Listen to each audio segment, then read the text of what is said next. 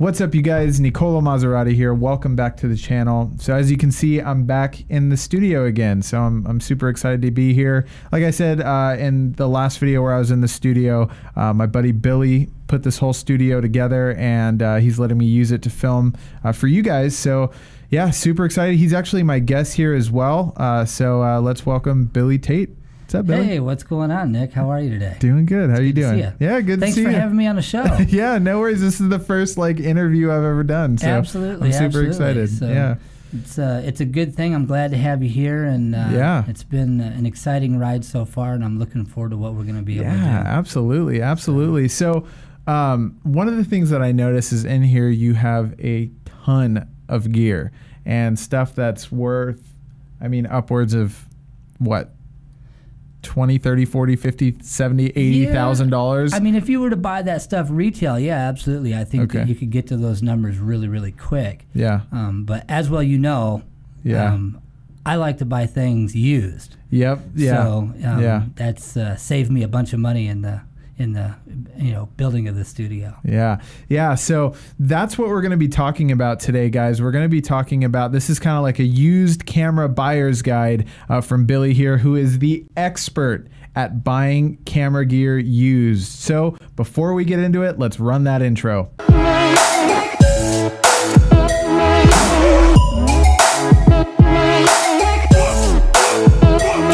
All right, guys, so like I said, today we're going to be kind of getting into the used camera gear buyer's guide from expert Billy Tait. And let me ask you this, Billy. I mean, we just mentioned that you have a lot of this stuff in here, but we've talked about some of the deals that you've got for a lot of the stuff that you have in here. How do you usually go about finding those deals? Well, Nick, that's a really good question. And I grew up in the car business. My family owned a used car lot.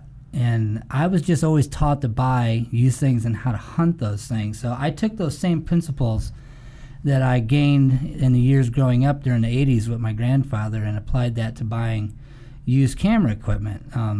A lot of the things that I'll look for, especially today in today's age, with the advent of the internet and Facebook Marketplace, OfferUp, Let Go, eBay, all of those different things, we can shop anywhere in the world. Right. At the click of a couple of fingers, Right. So it's truly an amazing time to be able to do that.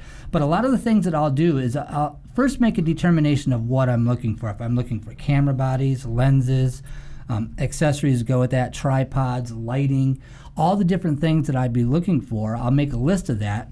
And generally what I'll do is I'll go do research. I'll do a lot of research on YouTube right here and go find what the best reviews are for the best equipment. Okay, and then what I'll do is I'll go to B&H, Adorama, Amazon, and eBay to find out what retail pricing is for these things. And then I'll go in and I'll try to find out, if you can go into Amazon and look at things that are returns. Right. Okay, that are refurbished and whatnot. So I'll look at that pricing. That pricing starts bringing it down a little bit. Then I'll go on eBay, look at the auction listings, and then I'll go and look at the closed, sold listings so I can get a true feeling of what the market is and where. Things in Florida might not be as plentiful as they are here in LA. For LA, we have a fantastic film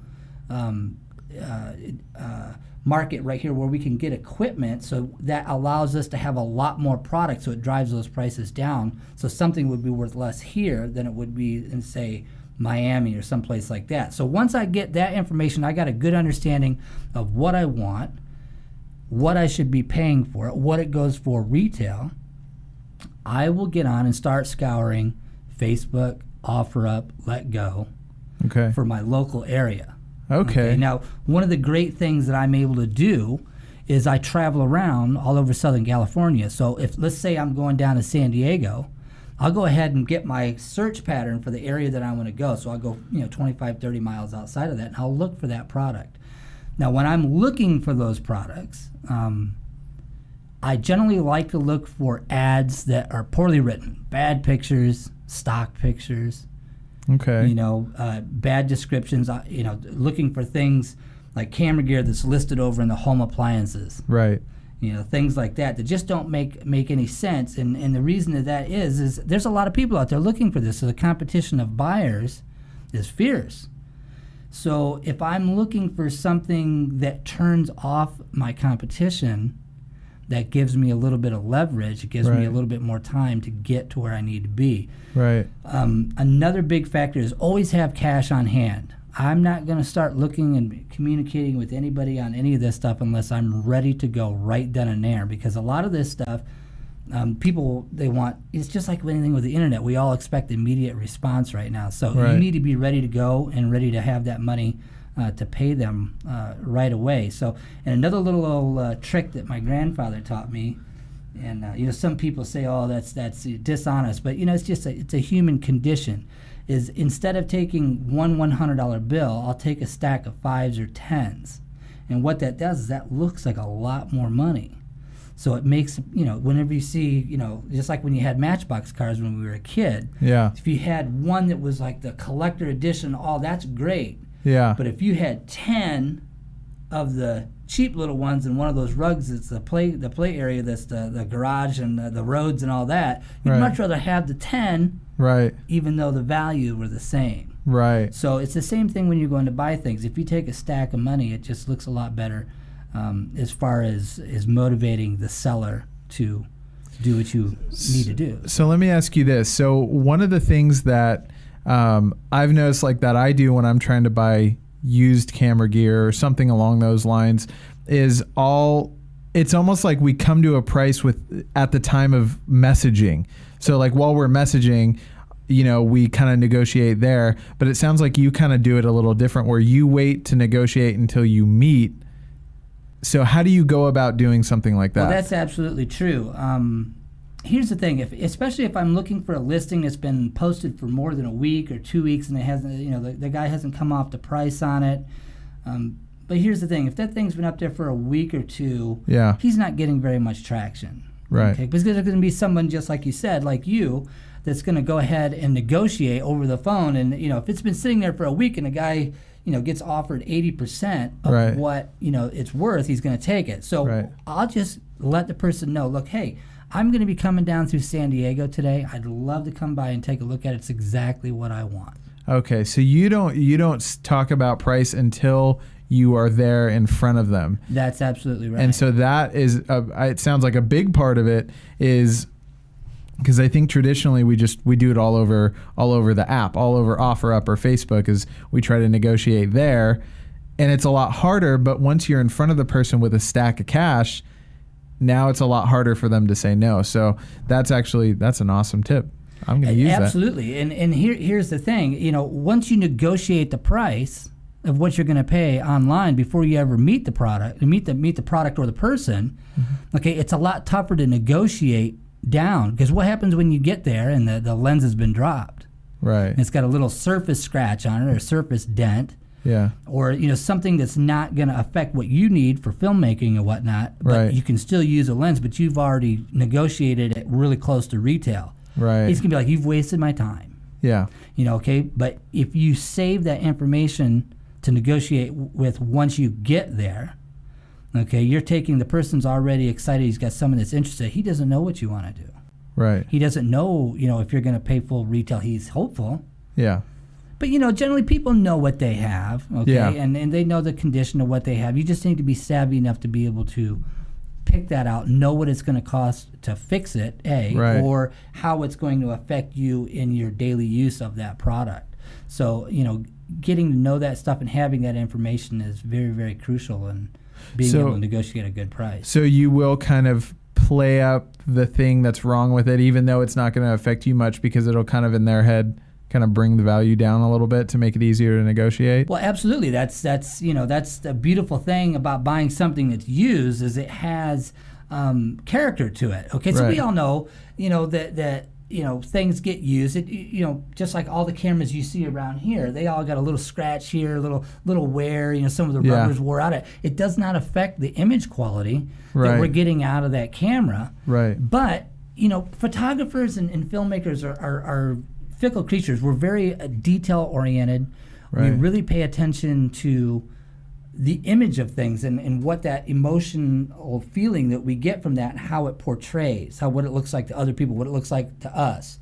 So to me, it's just a tool. That's another thing. My grandfather always taught me, don't fall in love with the steel, son. They're just dollar bills when he's talking about cars. Right. Don't fall in love with a car. Like, I love a Ferrari, but I'd never own a Ferrari, but I sure would sell a Ferrari. Right. It's the same thing with the camera equipment. You know, I will look for first generation or the last generation of something Right. that has maybe had a hard life, might be have a button that's broke off or scratch or something that is cosmetically defective with it. I know that the image, as long as the image I'm getting out of the equipment is acceptable for the use or the project that I have, that's the only thing that really matters. So I've used that a lot in purchasing the equipment that you see in this studio, and it all seems to work really, really fine. Right. You know, a great story is right here with these lights. We've got these Roscoe light pads that are up here. Yeah. And let me give you guys a little shot of that. What those are, that's a $3,000 set of lights.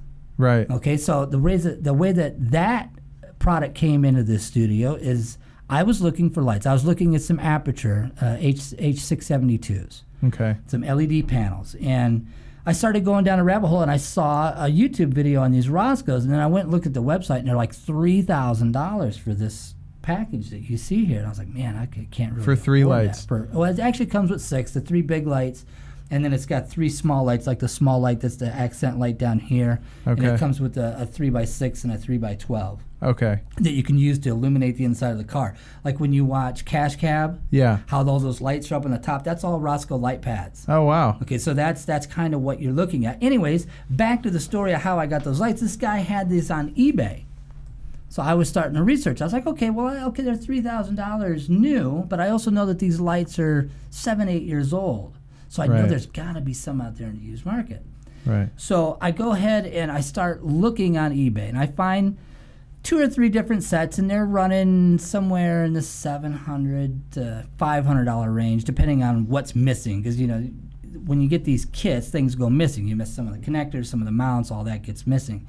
So I saw this set, and it's brand spanking new. In the case, I got the roller case, the whole 9 yards, and it's in Coronado, on Coronado Island in San Diego. And I'm like, well, I'm going down there this Thursday. No more than an hour or so. So I contacted the guy, and the guy's like, well, I'm a filmmaker. I'm not in town right now, but I'll be back on Saturday.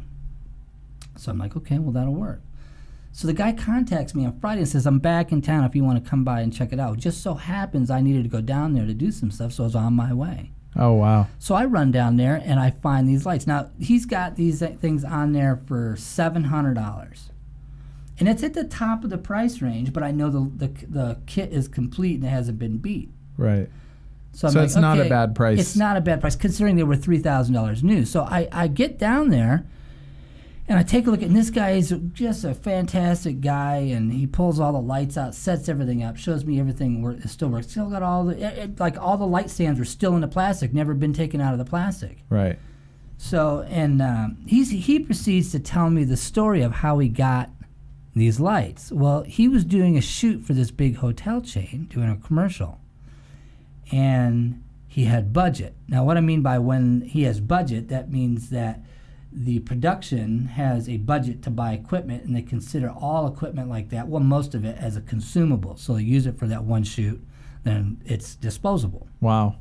So he had budget to buy these lights, used them on one shoot, never used them again, and they've just been collecting dust. Wow. So we put them on there, and he goes, well, since you drove all the way down here, and I kind of gave him the spiel of what I'm looking to do, and he goes, oh, they'd be perfect for that. He goes, I'll tell you what, I'm going to give them to you for $650, save you the eBay fees and all that. And I was like, man, I'd really like to do this. They're still a little bit rich for my blood. I was really hoping I could get them for like $550. He goes, I really can't do this. So I'll tell you what, give me $575 and you got a deal. Whoa. I was out of there in 5 minutes. I had those lights. So I got a $3,000 set of lights for $575 that I had to take the plastic off of. Wow. And we're here lighting this set right now. So that just goes to show you, if you just play your cards right and look for the right thing and don't show all your cards in the beginning, you can get good deals out there. They're out there. So it sounds like one of the things when you're trying to buy something is try not to seem too desperate. right? Oh, absolutely. Yeah, you don't want to show all your cards right in the beginning, because here's the thing. If he knows that you absolutely love it and you got to have it, where's his motivation to come off the price? Right. This guy needs it more than I do. He's going to go ahead and pay for it. So let me ask you this. Have you ever walked away from a deal only to have it come later to the price that you were looking for? Oh, heavens, yeah. All the time. That happens all the time. And see, that's another thing. That is the art of making a deal. Is you need to be prepared to walk away. Right. Before I ever go in and start negotiating for anything, I have already got it set in my mind what I want to pay. And I'm not going to be foolish. Right. Once again, it's just iron. It's just equipment. I'm not in love with it. Right. Okay? Right. Let's just say the same deal with this C100 that I bought. Right. Okay, so I was looking to buy a C100, and I couldn't find one. Now, they're all over the place all the time, but just happened to be when I was going to look for this one, there wasn't any in our local area. So I found one in Bakersfield. And I went back and forth with the guy, and he was asking, I think he said he was asking $1,100 for it, and I didn't want to spend a dime over $1,000, but I didn't tell him that. Yeah. What I did is I went down and got $1,000 and $20 bills. And I drove all the way to Bakersfield one morning. And I showed up there, and this guy was sleeping. I didn't think he was waiting. I didn't think he didn't think I was coming. So I wake the guy up. His parents wake him up. He comes out. He just bought a Black Magic Design Ursa Mini. Oh, okay. So they switched over to that system, and he had only used this like on 2 shoots. So the thing had 43 hours on it. Wow. Brand new. So I get there, and I look it over, and I look at the camera, and I brought my own lenses, and I check it all out. And I said, okay, you know what? I think I really want it. He goes, okay, that'll be $1,100 cash. I said, I'll tell you what. I drove all the way from all the way from Temecula to Bakersfield to take a look at this. I understand you want $1,100 for it, and it's probably worth that. But I've taken 4 hours out of my day. I've driven all the way up here, spent the gas, had to wake you up. I brought you $1,000 and threw a stack of 20s on the table like that. And he's like, I guess you got a point. You come out. I can't get anyone to come out here to get it. And he took the money, Boom. and I left with the C100. That's beautiful. But if he had not done that, I would have got back in the car, because I only brought $1,000. Wow. I was either going to spend $1,000 or I was going to leave. Wow. That is absolutely insane. Yeah. That's great. I mean, you're even the reason that I have my glide cam that I showed off on my most recent video is, so basically what happened was somebody was selling a glide cam HD 2000 for $80. And I told Billy, we were hanging out here at the studio, and I told him, this guy, I've been wanting a glide cam for a while, and, it's a great one. And actually, we had seen one at a pawn shop. They were asking $300 for it. They were willing to negotiate, but they were asking $300 for it. So anyways, this guy on OfferUp was asking $80 for it. So already that's a killer deal. And so I show him the ad. He takes my phone from me. He looks at it and he goes, it's been on there longer than a week. Offer him $40 right now. And I was like, okay. So I offered him $40. The guy took it. We walked over, met him, and picked up the glide cam for $40. How insane is that? That's insane. So yeah, this guy knows what he's talking about. Yeah, that's a perfect example of exactly how it works. I remember the look on your face. Yeah. When I told you that, you're like, $40? He's not going to go for that. I said, just offer. What's the worst it can do? He says no. Right. But offer the guy $40. And sure enough, bam, they come right back, and we ended up buying it that night for $40. I was even going to give you the $40. I was like, go ahead and offer him $40. I got $40 cash right now. We'll go ahead and get that. It's insane. It's a great thing to have around. I had one, but we got rid of it. Yeah. But it's a great little device to have. And if you can get one, like I said, it's the HD 2000. Okay, yeah. HD 2000. I want to say that's going for somewhere around what, $299, $399? What does it retail? It retails probably around $300. Yeah, around $300. Okay, so it's $300 retail. Right, brand new. Okay, with the advent of all the electronic gimbals and whatnot, that's not really a good deal. I wouldn't really do that unless you had a really experienced operator that's what they knew when you needed it for that shoot. It might be worth it at that time. Right. So on a used market, those are probably bringing what? 100, 125, 150 maybe? People are asking more for it, but I don't know if they're getting that. Yeah, they're asking probably around between $150 and $200, somewhere in there. So at $150, $200, that's a pretty good buy. Yeah. Okay, that's what the market is. Yeah. At $40, that's a no-brainer. Yeah. That's you just buy that just to have it, because here's the thing: you can use it. If you don't like it, you can turn around and sell that for profit For $100. Okay, At least. and you've just got your money tied up for a few weeks to see if you like it, Yeah. and then you move on. So let's do this. As we're ending the video here, and we're kind of just starting to wrap it up here, can we just go through and just kind of give the steps that you give, just kind of super short, super sweet, just like step 1, do this when you're trying to buy something. Step 2, step 3, step 4, however many steps that you usually take to buy a camera, just to kind of wrap it up, kind of summarize everything. So the 4 tips that I would give for when you're buying equipment would be: know what you're looking for. Know exactly the model, the year, the type, all the specs of what you're looking for. Know what the retail value of that is, and also know what the used market is for that. The second tip that I would give while you're buying something would be: don't show over enthusiasm. Don't let the seller know that you love the product or absolutely have to have it. And even more so than that, do not negotiate before actually putting your hands on the product or meeting the seller.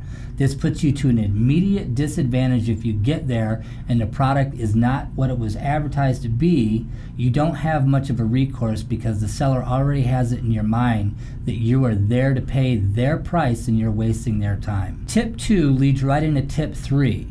Use the minor imperfections of the product to your negotiating advantage. Just because there's a scratch on the outside of the lens, or if the rubber's a little worn on the body of the camera, does not mean that it can't produce the image that you need to complete your project. So when you use those to your advantage and you explain the different imperfections of the product, the seller will be more inclined to give you a better deal or understand that the value of their product is not what they thought. The last tip that I can give you when you're buying used gear is: don't be afraid to walk away. That has to be your ace in your sleeve. Don't fall in love with the product. There will always be more. You never know. They might call 10 minutes after you leave and say, you know what? I'll go ahead and take that price, or can we meet in the middle? All right, so Billy, thank you so much for being my guest on my channel. Thank you for letting me use your studio, 2819 Productions in Murrieta, California, in case anybody's in the area. I really appreciate it. You are absolutely awesome. It's been an absolute pleasure to be on your show here today. I appreciate you taking the time to talk to me and asking me a couple of questions. It's been a pleasure having you around the studio, and I look forward to all the projects that we're going to get to work on. And guys, thank you for tuning in, and hope you enjoyed your time here today.